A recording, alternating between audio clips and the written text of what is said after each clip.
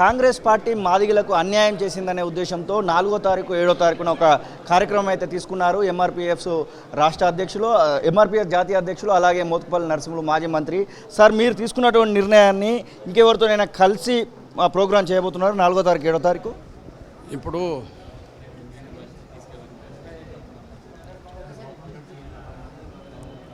ఈ ఎన్నికల సందర్భంగా మాదిగ జాతిని పూర్తిగా విస్మరించింది, పక్కకు పెట్టింది, అవమానించింది, రాజకీయంగా అనగదొక్కే ప్రయత్నం చేసింది కాంగ్రెస్.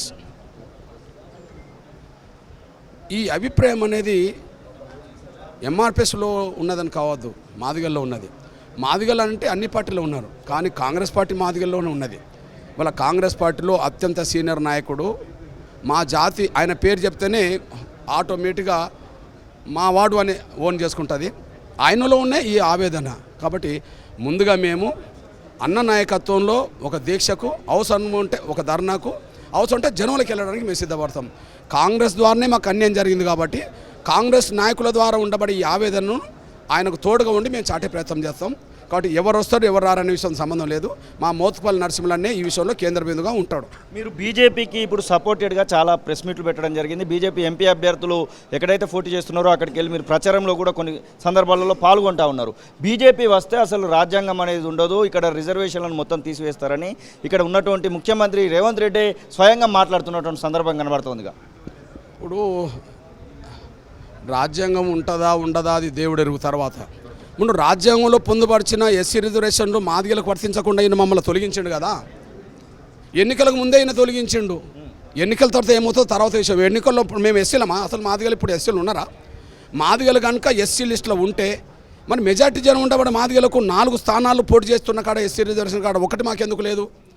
అంటే మమ్మల్ని తొలగించినట్టే కదా, అంటే అనాధికారంగా మమ్మల్ని తొలగించినట్టే కదా. కాబట్టి రాజ్యాంగం గురించి మాట్లాడే నువ్వు ఇప్పటికే రాజ్యాంగంలో ఎస్సీలో ఉండబడే మాదిగల్ని నువ్వు తొలగించినట్టు చేశావు.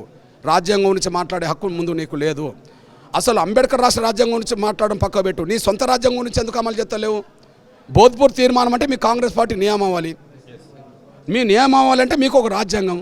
ఆ రాజ్యాంగంలోనే ఏ కుటుంబానికైనా ఒకటే సీటు అని ఉన్నది, ఒక కుటుంబానికి ఒకటే పదవి ఉన్నది.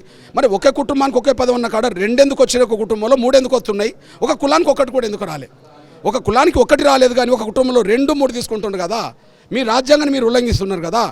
మీ రాజ్యాంగాన్ని మీరే ఉల్లంఘించే మీరు అంబేద్కర్ రాష్ట్ర రాజ్యాంగం గురించి మాట్లాడే ఎక్కడ ఉన్నది?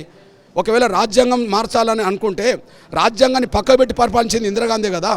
ఎమర్జెన్సీ తీసుకొచ్చి ప్రజాస్వామ్యం లేకుండా, పౌర హక్కులు లేకుండా తొక్కిపెట్టింది ఇందిరాగాంధీ కదా. మళ్ళీ మీరు మాట్లాడతారు ఏంటిది? దయ్యాలు వల్లించినట్టుగా.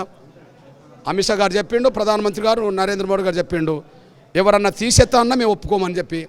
రాజ్యాంగాన్ని మార్చాలని కాదు, రాజ్యాంగాన్ని మేము తొలగించడం పక్క పెట్టి ఎవరన్నా తొలగించాలని కుట్ర చేసినా మేము ఒప్పుకోనే ప్రసక్తి లేని చెప్పి వాళ్ళే మాట్లాడుతున్నారు.